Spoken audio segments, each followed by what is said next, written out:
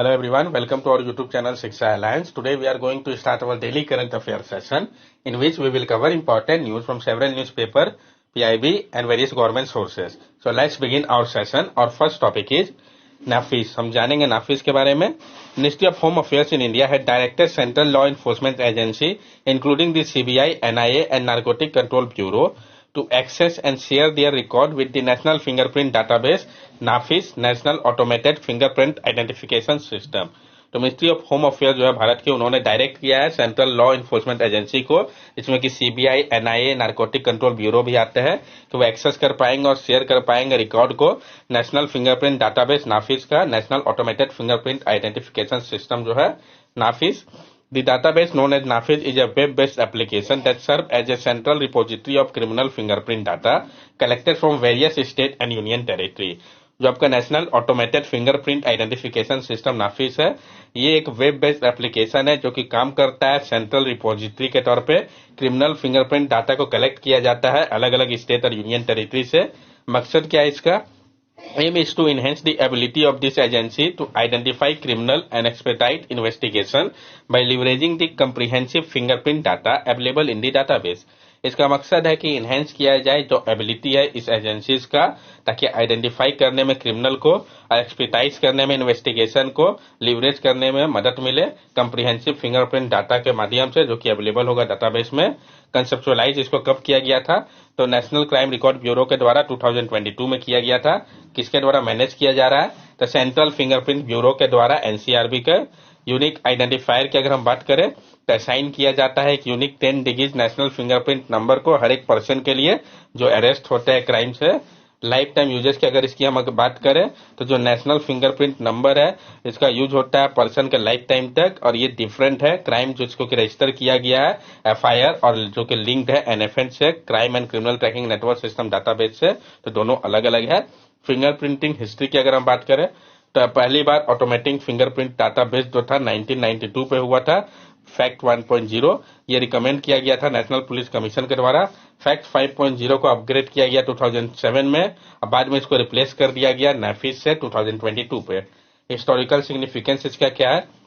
तो finger printing identification system जो है ये इमर्ज हुआ था कॉलोनियल इंडिया पे और उसके बाद ये स्प्रेड किया यूरोप में.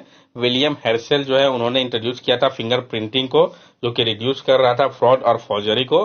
बंगाल पुलिस ने स्टैब्लिश किया था वर्ल्ड का पहला फिंगरप्रिंट ब्यूरो को कलकत्ता पे. तो किसने स्टैब्लिश किया गया था, कहाँ किया था, तो वो इंपॉर्टेंट है ये पॉइंट. एडवांटेज की अगर हम इसकी बात करें तो provide a secure and non transferable identification method, simplify record keeping and enhance security. ये प्रोवाइड करता है एक secure non transferable identification method को, सिंप्लीफाई करता है रिकॉर्ड कीपिंग को और इनहेंस करता है सिक्योरिटी को. लेकिन इसका डिसएडवांटेज भी है, जैसे कि सिस्टम फेलियर हो गया, इम्प्लीमेंटेशन एंड मेंटेनेंस कॉस्ट, जो लिमिटेशन है सर्टेन पॉपुलेशन को लेके जो कि वन प्रिंट या मिसिंग फिंगरप्रिंट के कारण होता है. एनसीआरबी के बारे में भी हम जान ले. National crime record bureau NCRB को फाउंड किया गया था 1986 में. इसका हेडक्वार्टर दिल्ली पे है. ये इंडियन गवर्नमेंट की एजेंसी है जो कि रिस्पॉन्सिबल है कलेक्ट करने के लिए, एनालाइज करने के लिए क्राइम डाटा को, जिसको कि डिफाइन किया गया है इंडियन पेनल कोड और स्पेशल एंड लोकल लॉ के द्वारा. ये आता है मिनिस्ट्री ऑफ होम अफेयर्स के अंतर्गत. नेक्स्ट टॉपिक है हमारा दिल्ली पुराना किला ओल्ड फोर्ट. तो दिल्ली का पुराना किला ओल्ड फोर्ट के बारे में हम जानेंगे. New excavation at Delhi Purana Killa Old Fort have uncovered evidence of pre-Mauryan era settlement. जो नया एक्सकवेशन किया गया दिल्ली के पुराना किला ओल्ड फोर्ट में, तो उसमें अनकवर्ड किया गया एविडेंस को प्री मॉरियन इरा सेटलमेंट का. क्या एम था एक्सकवेशन के पीछे? ये जो ऑनगोइंग एक्सकवेशन था इसका मकसद था इस्टेब्लिश करना एक कंप्लीट क्रोनोलॉजी को साइट को लेके और प्रोवाइड करना फर्दर डिटेल्स को एंशियंट सिटी ऑफ इंद्रप्रस्थ के बारे में. ये जो साइट है इसको माना जाता है इंपॉर्टेंट क्योंकि ये लोकेटेड है आपका इंद्रप्रस्थ, जैसा कि मेंशन किया गया था महाभारत में वहां पे, इसलिए ये इंपॉर्टेंट हो जाता है. इसकी फाइंडिंग की अगर हम बात करें, the finding include pottery shells dating back to around 1200 BC to 600 BC, a 25-year old ring well from the Mauryan era and a 4-room complex believed to be 2300 year old. और जो finding है ये include कर रहा है pottery को, जो कि आपका अराउंड 1200 BC से 600 BC पुराना है. 2500 ईयर ओल्ड रिंग वेल है मौर्यन इरा का. 4-room कॉम्प्लेक्स है जो कि माना जा रहा है 2300 ईयर ओल्ड है. 9 cultural label representing different historical period including pre Mauryan period. और 9 कल्चरल लेबल है जो कि रिप्रेजेंट कर रहे हैं अलग अलग हिस्टोरिकल पीरियड को, जिसमें कि प्री मॉरियन पीरियड भी आता है. ये जो एक्सकवेशन था इसमें रिवील हुआ है कॉइन, सील और अदर आर्टिफैक्ट भी, जो कि इंडिकेट करता है कि जो साइट है वो ट्रेड सेंटर था। जो स्टोन इमेज है वैकुंठ विष्णु का, टेराकोटा प्लेक गाजा लक्ष्मी का, स्टोन इमेज गणेशा का, टेराकोटा फिगरिन ह्यूमन और एनिमल का, जो beads of various stone bone needle etcetera का, ये भी उसमें पाए गए हैं। प्रीवियस एक्सकवेशन की अगर हम बात करें तो इसके पहले जो एक्सकवेशन था उसमें रिवील हुआ था कंटिन्यूअस एग्जिस्टेंस ह्यूमन हैबिटेशन का और एक्टिविटीज का 2500 ईयर के समय पे। एक्सकवेशन जो है अभी तक का वो रिवील कर रहा है कि 9 कल्चर लेवल थे जो कि रिप्रेजेंट कर रहे थे अलग अलग हिस्टोरिकल पीरियड को, जिसमें कि प्री मौर्यन, मौर्यन, शुंगा, कुषाणा, गुप्ता सब आते हैं। पुराना किला के बारे में हम जान लें। Purana Killa is the oldest fort in Delhi, located on the bank of Yamuna River. It is believed to have been built by Pandavas for their kingdom Indraprastha. जो पुराना किला है ये ओल्डेस्ट फोर्ट है दिल्ली का। ये लोकेटेड है आपका Yamuna river के बैंक में। ये माना जाता है कि इसको बिल्ड किया गया था पांडव के द्वारा, जो उनका किंगडम है इंद्रप्रस्थ, वहां पे। मुगल इन्फ्लुएंस की अगर इस पर हम बात करें तो इसको रिनोवेट किया गया था एम्पायर हुमायूं के द्वारा 1533 पे, और इसको 5 साल लगा था कंप्लीट होने में इसके रिनोवेशन के काम को। Dinpanah, the fort was constructed within Dinpanah, a small city in Delhi. और ये जो फोर्ट था इसको कंस्ट्रक्ट किया गया था दीनपना, जो कि एक स्मॉल सिटी है दिल्ली पे। शेरशाह सूरी के शासन काल पे शेरशाह सूरी ने कैप्चर कर लिया था इस फोर्ट को 1540 पे, और बहुत सारा एडिशन किया, नाम इसका जो था शेरगढ़ कर दिया। गेटवेज की अगर हम बात करें तो बड़ा दरवाजा जो कि एक लौटा गेट है, आज भी यूज में है, जो कि वेस्ट की ओर फेस करता है। हुमायूं दरवाजा, तलखी दरवाजा जिसको कि हम फॉरबिडन गेट भी कहते हैं, ये तीसरा गेट है फोर्ट का। स्ट्रक्चर की अगर हम बात करें तो क्विला ई कुना मॉस्क्यू, जिसको बिल्ड किया गया था शेरशाह सूरी के द्वारा 1541 में। ये फीचर करता है 5 डोरवेज को पॉइंटेड आर्केज के साथ। शेर मंडल जो कि एक ऑक्टागोनल बिल्डिंग है जो कि बना हुआ है रेड सैंड स्टोन से। इसको इनिशिएट किया गया था बाबर के द्वारा और कंप्लीट किया गया था हुमायूं के द्वारा। इसका उपयोग होता है एक ऑब्जर्वेटरी या लाइब्रेरी के तौर पे। नेक्स्ट टॉपिक है हमारा वर्ल्ड एनर्जी इन्वेस्टमेंट रिपोर्ट 2023। तो जो आपका वर्ल्ड एनर्जी इन्वेस्टमेंट रिपोर्ट है 2023 का, इसके बारे में हम जानेंगे। International energy agency has release world energy investment report 2023। तो कोई भी रिपोर्ट जो है किसके द्वारा रिलीज किया जाता है काफी इंपॉर्टेंट हो जाता है। तो इंटरनेशनल एनर्जी एजेंसी जो है उन्होंने रिलीज किया है वर्ल्ड एनर्जी इन्वेस्टमेंट रिपोर्ट को 2023 का। की फाइंडिंग क्या है इस रिपोर्ट का? Investment in clean energy has increase in recent year. जो इन्वेस्टमेंट है क्लीन एनर्जी पे उसमें बढ़त देखा गया है हाल फिलहाल के सालों पे। Investment in clean energy have surpass investment in fossil fuel by 70%. Transition driven by electric vehicle and renewable power. $1.7 allocated to clean energy for every $1 spent on fossil fuel. जो इन्वेस्टमेंट है क्लीन एनर्जी पे इसने सरपास कर दिया है जो investment होता है फॉसिल फ्यूल पे। 70% अधिक इन्वेस्टमेंट हो रहा है क्लीन एनर्जी पे। जो ट्रांजिशन ड्राइव हुआ है इलेक्ट्रिक व्हीकल के कारण, रिन्यूएबल पावर के कारण, $1.7 जो है इसको एलोकेट किया जा रहा है क्लीन एनर्जी के लिए।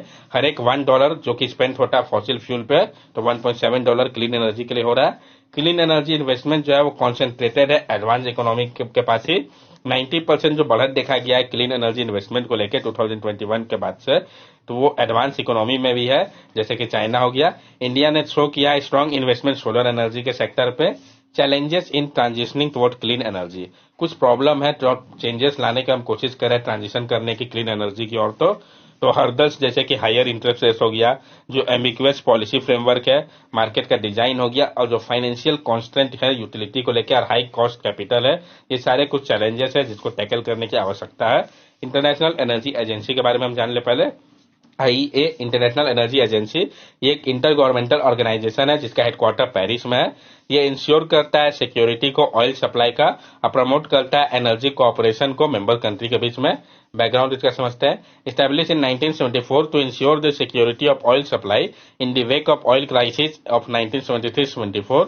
It is within the OECD framework. इसको स्टैब्लिश किया गया था 1974 पे ताकि इंश्योर किया जा सके सिक्योरिटी को ऑयल सप्लाई का, जब आपका ऑयल क्राइसिस हुआ था 1973-74 में, उसको देखते हुए ये जो है ओईसीडी फ्रेमवर्क के अंतर्गत आता है। इसका फोकस क्या है?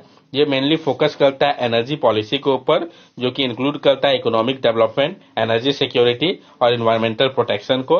ये जो पॉलिसी है इसको हम 3E भी कहते हैं आईईए के, क्योंकि ये इकोनॉमिक डेवलपमेंट, एनर्जी सिक्योरिटी और एनवायरमेंट प्रोटेक्शन को फोकस कर रहा है। मिशन की अगर हम बात करें तो ensure reliable, affordable and clean energy for its member country and beyond.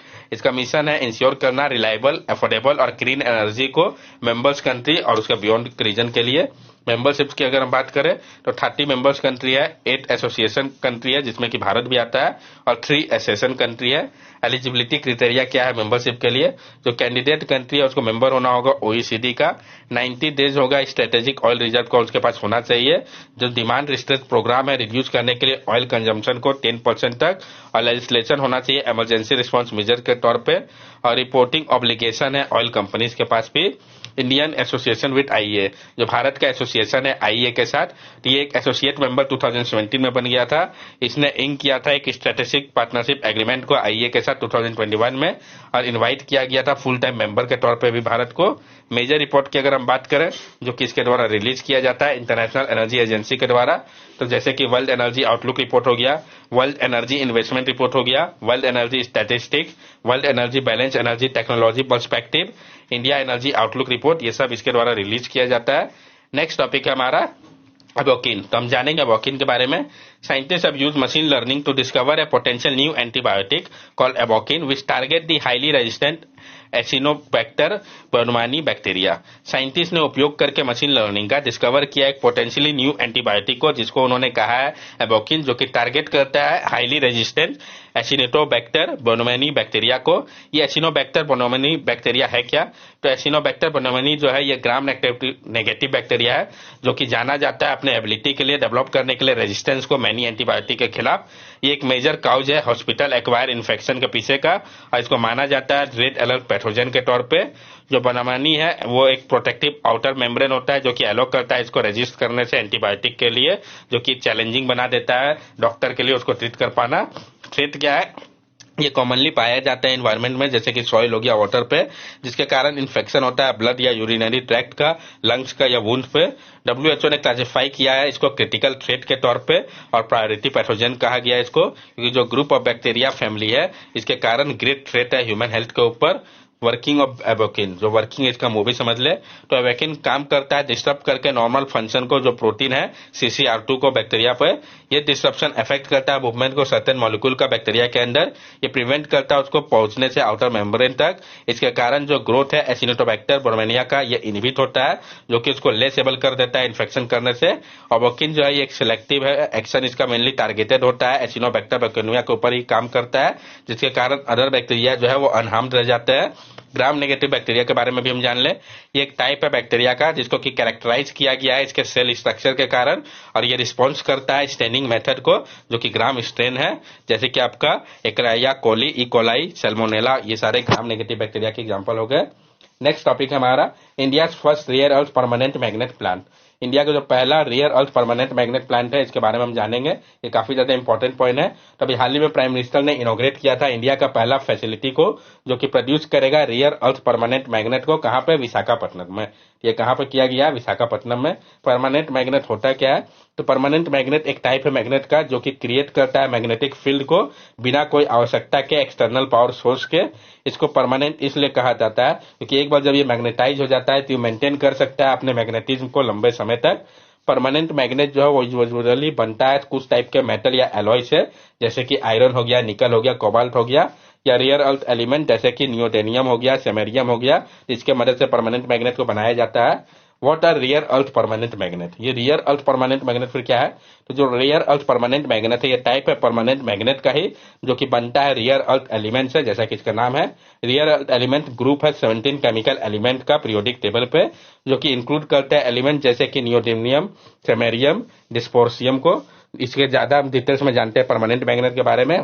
हम अगर कंपेयर करें ऑर्डिनरी फेगरेट्स मैग्नेट को, रियर अर्थ परमानेंट मैग्नेट जो है ये काफी ज्यादा इसका स्ट्रॉन्गर मैग्नेटिक फील्ड होता है और ये कैपेबल है प्रोड्यूस करने के लिए हायर परफॉर्मेंस को। कॉम्पैक्ट होता है, लाइट वेट मोटर में इसका उपयोग होता है। ये जो मैग्नेट है ये जाने जाते हैं अपने एक्सेप्शनल मैग्नेटिक प्रॉपर्टीज के कारण, जिसमें कि high magnetic field strength, large torque generation सब है। ये जो प्लांट है आपका ये बेस्ड है इंडाइजेनस रिडक्शन डिफ्यूजन टेक्नोलॉजी के ऊपर, और ये प्रोड्यूस करेगा सेमेरिकम, कोबाल्ट, सेस्को, रियर अर्थ परमानेंट मैग्नेट और neodymium, iron, boron, ND FeB permanent magnet को सेफगार्ड किया गया है। इंडिया को सप्लाई चेन डिसरप्शन से रियर अर्थ मेटल का सपोर्ट किया जा रहा है मेक इन इंडिया इनिशिएटिव के माध्यम से, और बूस्ट किया जा रहा है डिमांड को इलेक्ट्रॉनिक, डिफेंस और एरोस्पेस सेक्टर के लिए। रियर अर्थ परमानेंट मैग्नेट जो है ये फाइंड करता है बहुत सारे रेंज एप्लीकेशन का, जैसे कि इलेक्ट्रॉनिक, ऑटोमोबाइल, मिलिट्री, सब में इसका उपयोग है। इसका उपयोग न्यू टेक्नोलॉजी जैसे कि hypersonic weapon, directed energy system में भी होता है।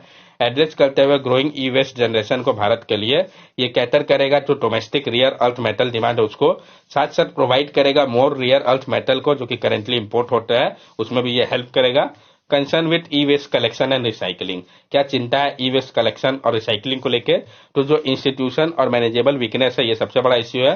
सिर्फ 22% ही ई वेस्ट है जिसको कि कलेक्ट किया जाता है। प्रिमिटिव रिसाइकलिंग टेक्नोलॉजी फोकस करता है रिकवरिंग के ऊपर, precious metal like gold and silver के ऊपर, बाकी को वैसे ही छोड़ दिया जाता है जो कि एक प्रॉब्लमेटिक है। That's all for daily current affair session. अगर आपको हमारी वीडियो अच्छी लगी हो तो हमारे चैनल सब्सक्राइब करें, हमारे वीडियो को लाइक करें और ज्यादा से ज्यादा शेयर करें।